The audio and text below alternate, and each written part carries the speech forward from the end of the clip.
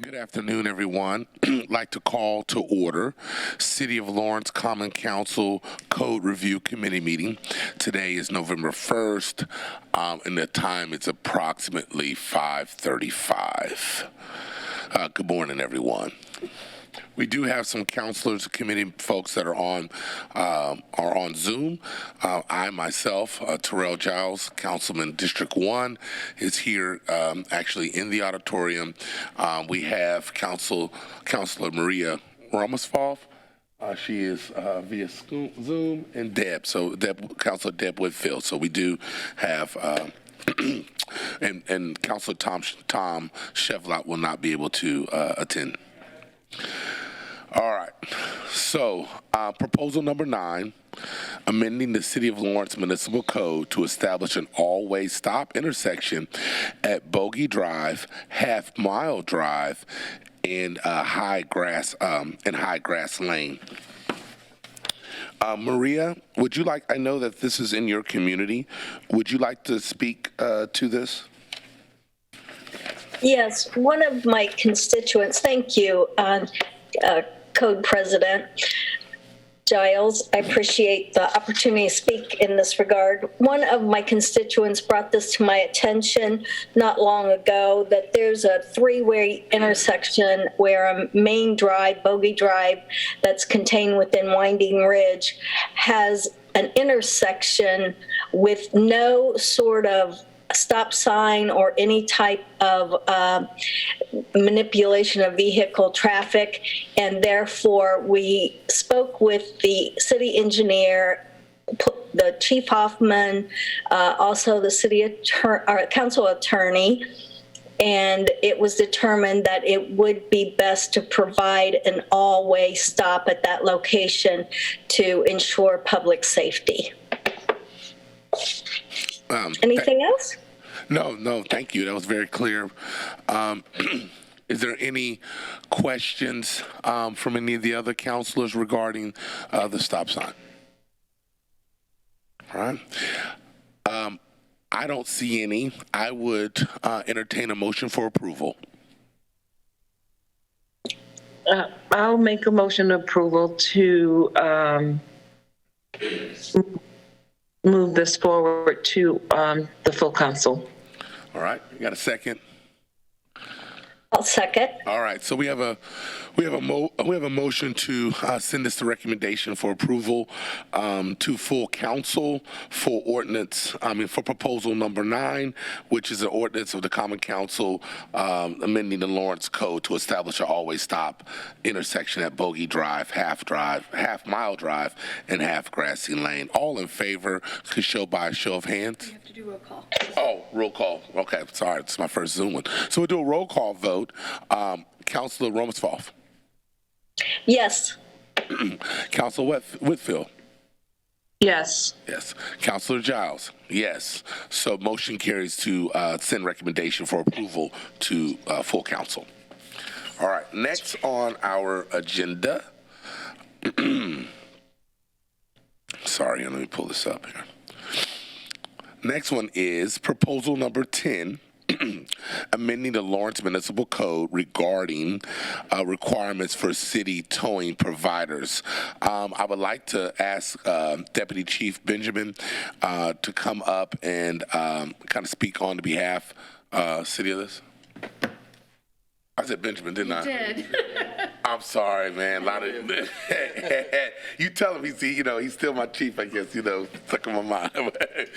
Deputy Chief Bixby Lawrence. Thanks so much for allowing me to speak concerning ordinance number 10. As we went through ordinance number 10, we had a few concerns as it relates to some of the sections that were governed inside the ordinance, in which we probably could have had some discussion prior to the ordinance coming to fruition. Okay. In section number 3,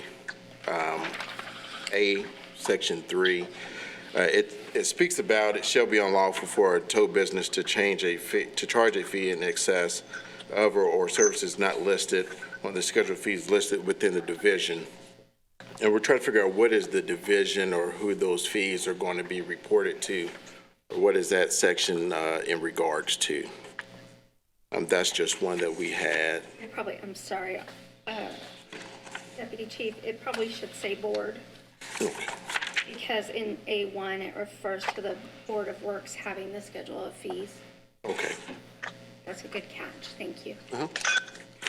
Another, Board of Works. And it's in there twice, yeah. and then we go into section 6 of that same section. It speaks about tow business about operator shall allow the vehicle's owners a reasonable amount of time to remove and retrieve personal property. Our concern is with this one is that there's a lot of vehicles that we might have on investigative holds for various reasons, where we would not allow anybody to retrieve any personal property out of their vehicles. And that kind of poses a huge risk for our investigation division as well as our officers. So, I mean, that's one of the main things that we see. And then who determines the reasonableness within the code as well? In the interest of public safety when roads are blocked, road hazards. What if a vehicle owner is waiting for someone else to pick up their vehicle and they request additional items to be removed out of that vehicle? So we look at reasonableness with the officer. Is it going to be a traffic hazard at that moment in time if we're having to impound a vehicle for those reasons? But one of our main things are when people have things on investigative hold for our investigations division.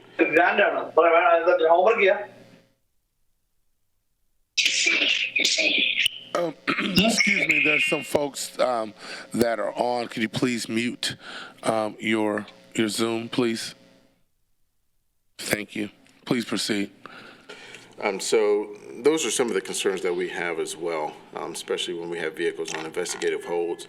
If that vehicle might be held at a later time, or sometimes, and this has happened in the past, to where we can impound a vehicle and then all of a sudden, it turns into a further investigation, and we've already now, according to this ordinance, released things out of a vehicle that could be part of a criminal investigation. So we have some serious concerns with that portion of the ordinance as well. As it relates to Section 7, if the driver of the tow vehicle is present, the Lawrence Police Department is one and the same. It's talking about, well, not one and the same, I'm sorry, it's referenced later into the ordinance as well. Talks about office, the police department on site shall provide lists of mandated charges, the same phone number, mandated charges with name, phone numbers, and address of tow businesses.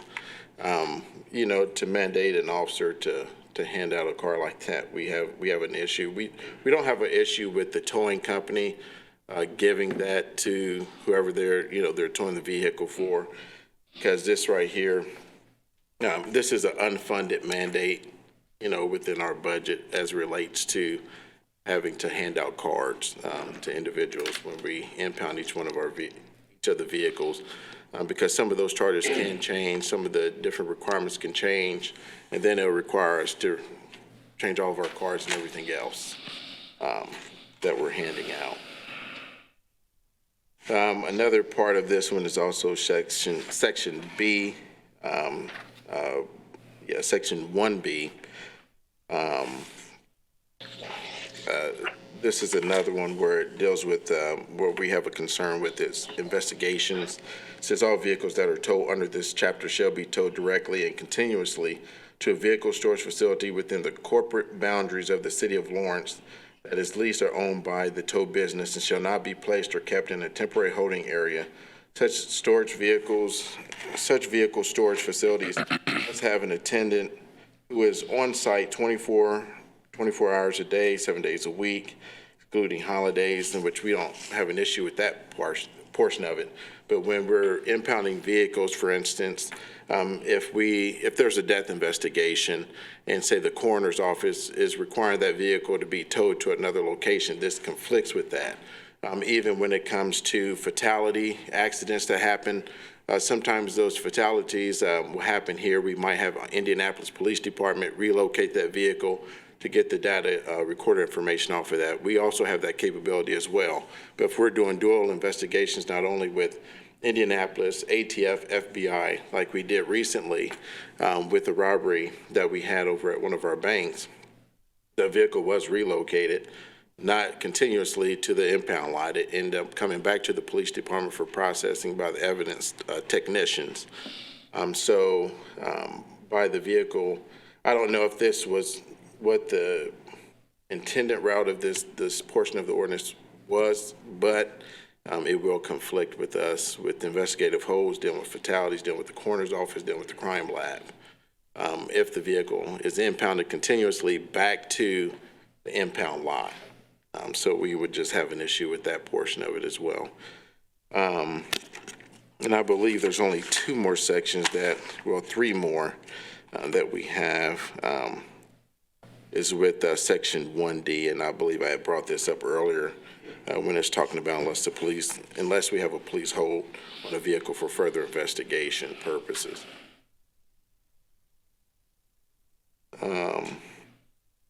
We do already require an RFP that the impound towing company, before they are released, they have to show proof of insurance, vehicle registration, photo identification, state and or government ID.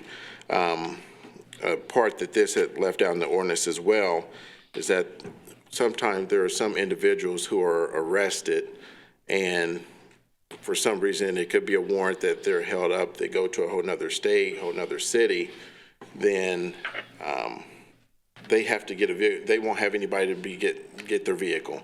So they will have to come and get a vehicle release form from the police department, meaning that the tow lot will not release to anybody else except for the vehicle owner. So if they come back and get a consent or if they have a power of attorney, then they're able to give that information over to the impound where they can get their vehicle released by someone else. And there are those cases that has happened. To where the registered vehicle owner can't get their vehicles and they're continuing to get storage fees each and every day because they're locked up. That part is more in depth in the RFP that we send out to the record services that would be restricted into this ordinance if this were to pass. I believe it was stated in section F too is outlined in 1D, so the same thing that we had brought up previously. The last couple of things is in section G, it says, I just wanted to look and see how we can define inspection by the city. Who is the city designee in that portion of it? Should not, well, who is that designee is what we're looking at. I'm sorry, where are you? I'm sorry. Section G. Section G, records kept for services provided under this chapter shall be maintained for a period of 2 years from the date of each tow and shall be made available for inspection by the city during normal business hours. Probably more define who is that city designee or representative. Typically, it's the police department where we go back and we review or inspect some of the records to make sure they're in compliance with the RFP and making sure they're listing all the information that needs to be on there. So you would like for it to say police department in particular Yes. to perform an audit? Yes.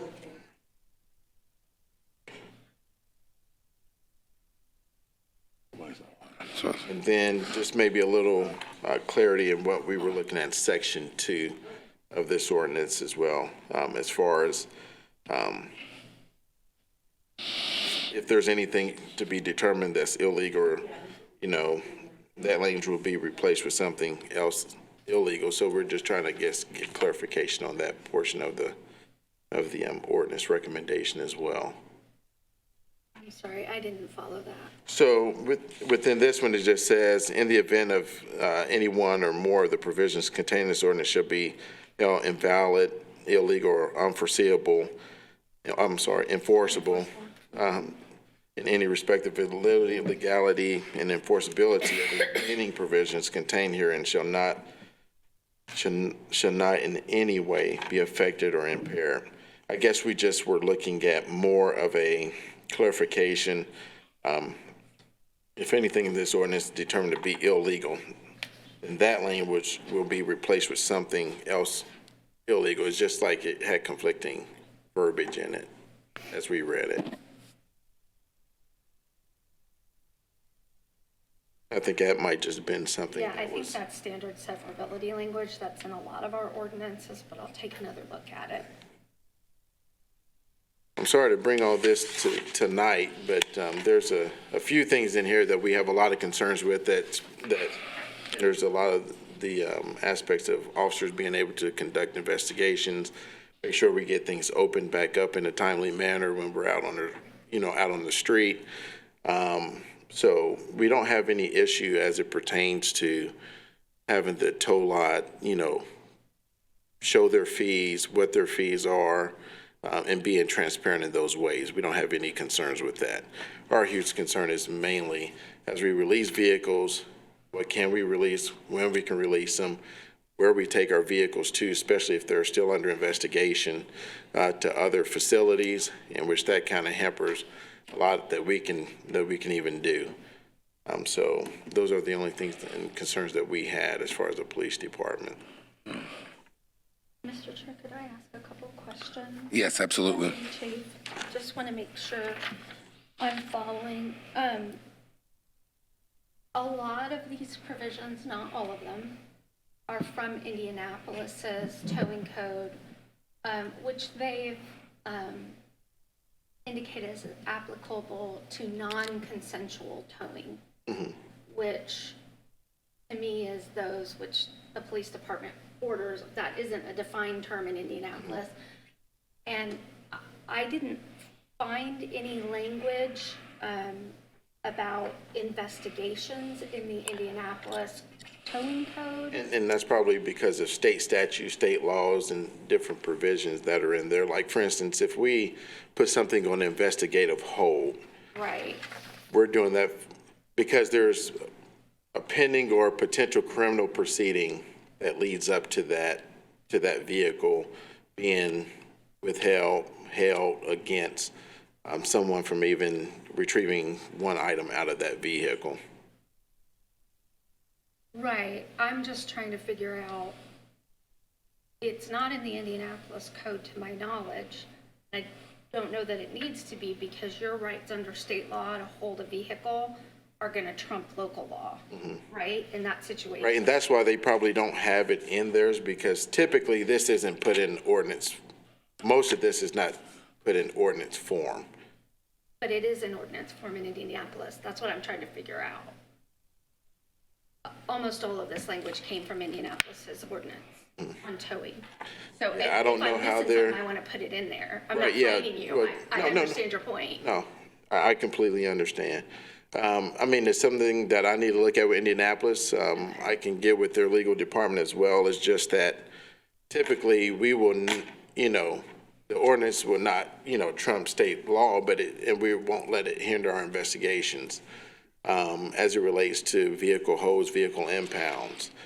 So I don't know if it's just not in there. It might be in their general orders and rules and regulations within their department, but we take vehicles, like I said, we work with the ATF, FBI, federal agencies, and we do not say they go directly to the impound lot.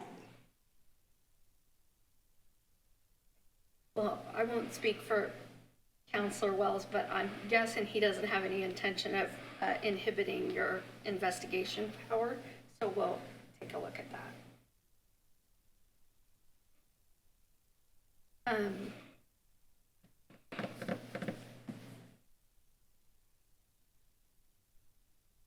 Like I said, just some of the issues that we had seen also, like, it kind of restricts us, like with people being able to get vehicles released, especially if they're incarcerated and they can't get the vehicle out of impound. Yeah.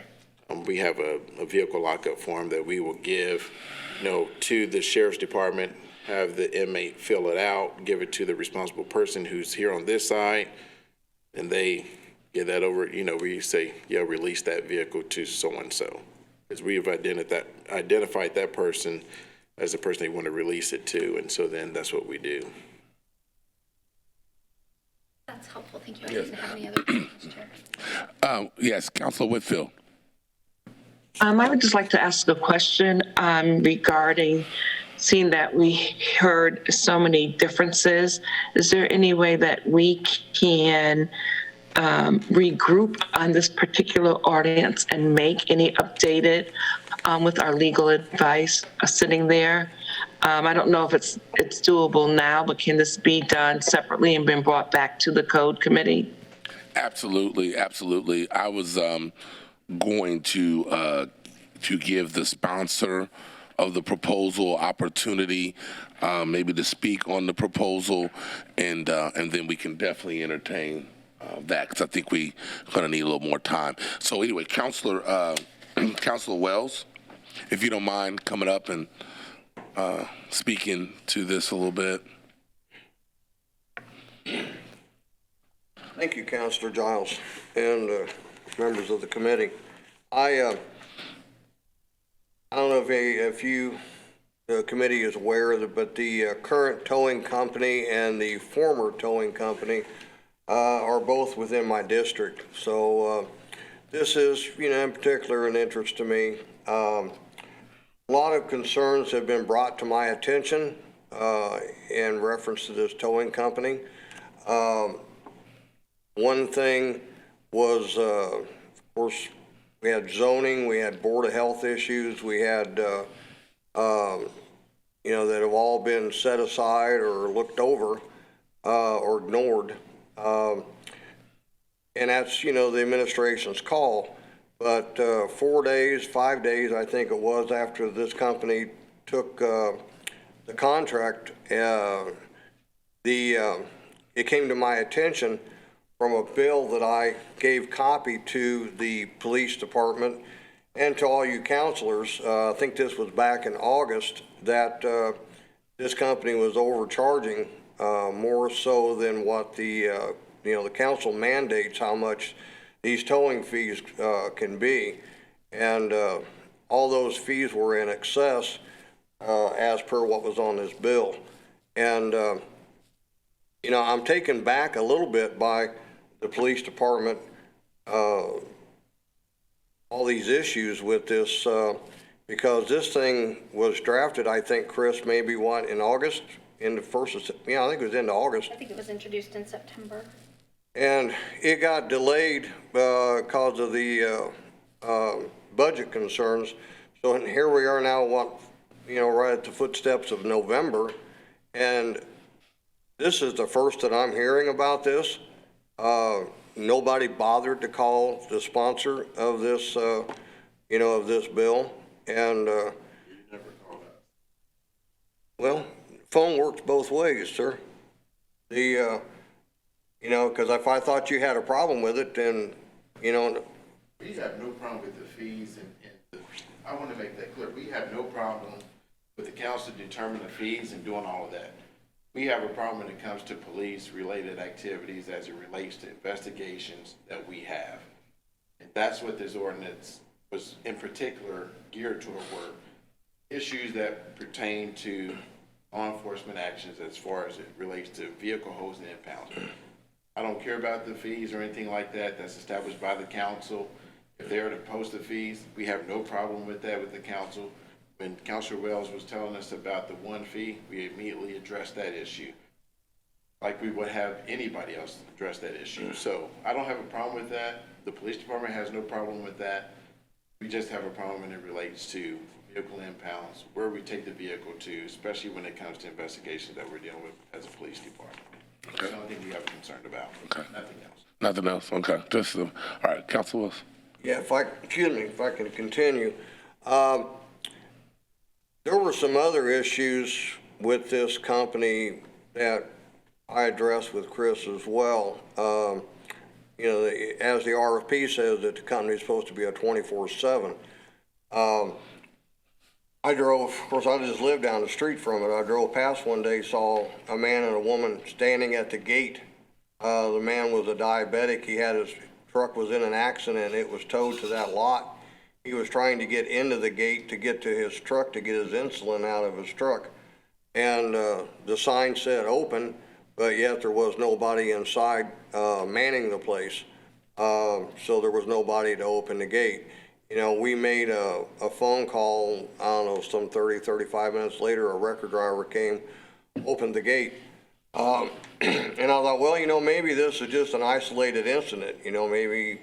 So just out of curiosity, with my phone, which I have on video, I went over there at various times in the evening and late afternoon and found the same thing, found a sign to say open, but yet nobody in the office, no one around. So I'm not so sure this was such an isolated incident. All this was made, I made all this, to the, to the police department that this is what my findings were.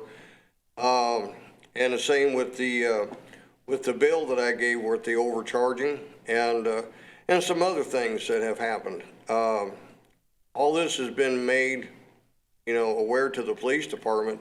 Not once has anybody from the police department contacted me to let me know what, if anything, has been done, what has been corrected, anything. So this is one of the reasons why I took the measures that I did. And I conferred with Chris, our legal counsel. I told her my concerns.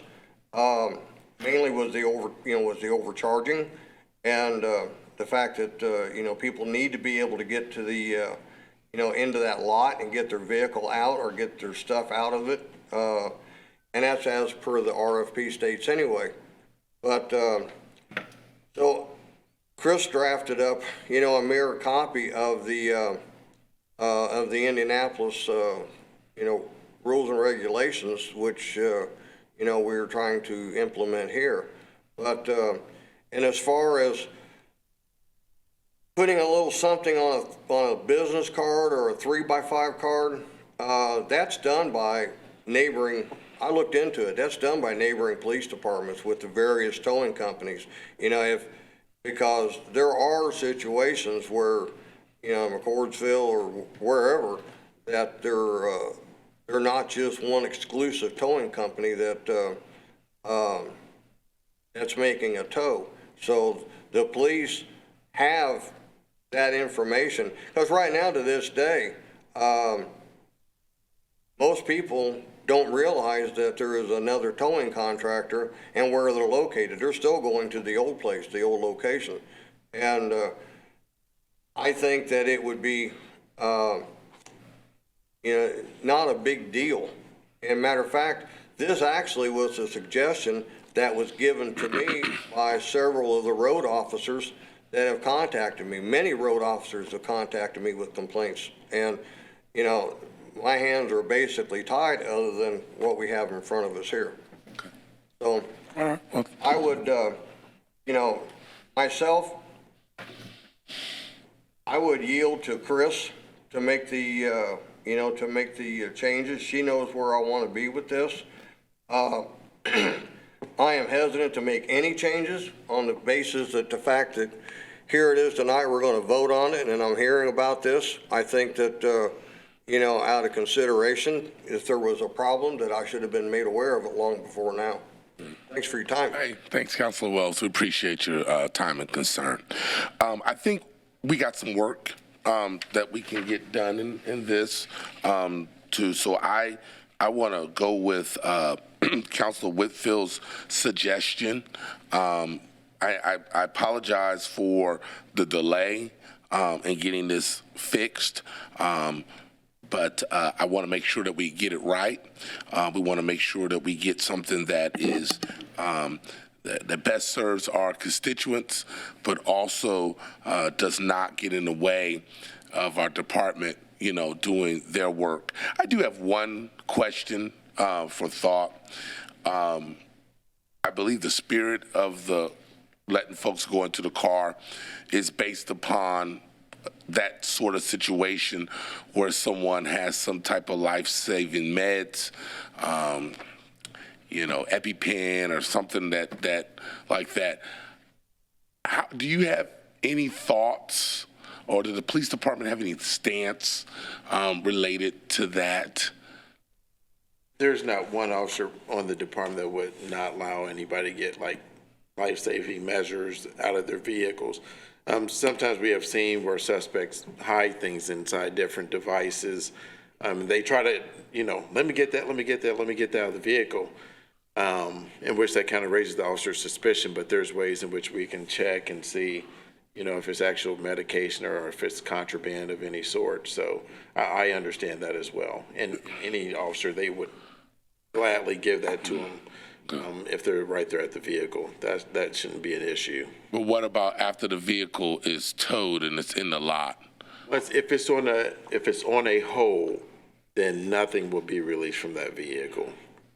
And I think that's the issue, right? Because this guy, the car was there, and so now he's trying to. So the officer might have let him get it at the time, but let's say his son was driving his truck and didn't realize he had this insulin in the console.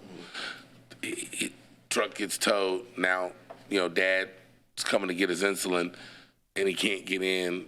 Is there something that's I think is the typically is the like break. in that situation, probably the impound line can call one of the officers, especially the impounding officer or supervisor, over to the vehicle to say, yes, they can or they cannot. Do you understand? And I just saying this, and counselors, please don't allow me to take this. For trying. I just want to know as we go in and do the work on this. It sounds like. I find our department to be outstanding, and I know we have outstanding officers that will do that. I'm very confident in that, but I'm not as confident once it hits the lot. It's a lot of courtesy we're kind of leaving up there. So just I hope that we can figure out something that kind of clears it up where our citizens know that they can get life-saving without relying so much on courtesy at the car and maybe afterwards. I don't know, but I don't know what the right answer is. But in today's world, more people are sharing vehicles, family, friends, and sometimes those sorts of things happen, and I just want to make sure that our folks are taken care of, and I know you are as well.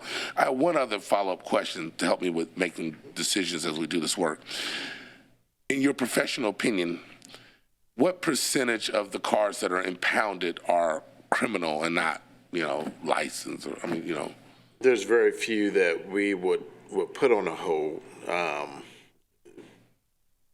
I would say maybe 20%, if that, that we would put an investigative hold on a vehicle. But I can get those numbers and give you a definite answer. So most of those rules would not apply unless the vehicle is on an investigative hold. If it's not on investigative hold, you have access to your car and stuff. Yes. Okay, I think that's a key piece of information for me. I mean, for the counselors. Counselor, that cleared up. I mean, the only reason why we had objections to most of it is because it has to deal with, investigative holds, things dealing with the coroner's office, dealing with the crime lab, dealing with other agencies, in which if we encompass all of that in something like this, that's really restrictive only in that 20%, Right. circumstance that might happen. So a 20% circumstance now has blown up into something a lot larger than. Right. Well, I think that investigative hold, I'm glad I asked those follow-up questions because I did not realize that until then. All right. Well, I am going to adjourn the table. Mr. Chair, can I just note one procedural thing you should know about? And by the way, for the benefit of the committee and the sponsor and the deputy chief, I just pulled up the Indianapolis code that we base this on, and it defines a police hold, but then never uses the term police hold. So we'll try to connect the dots on that. The other thing procedurally is I believe this was introduced in September. We've got 60 days in committee. When you give your report, Mr. Chair, I would suggest you can ask under council rules for additional time. So I would ask for another until our next regular council meeting in December to let us resolve and work on language. So I can stay stable here, but then ask for additional time? Yeah. Okay. Yeah. During my committee, okay. Yeah. All right, so in effort to make this, get this right, we're going to table this and ask for additional time from full council, and we'll get this back on the schedule as quickly as possible and get this taken care of. So meeting adjourned.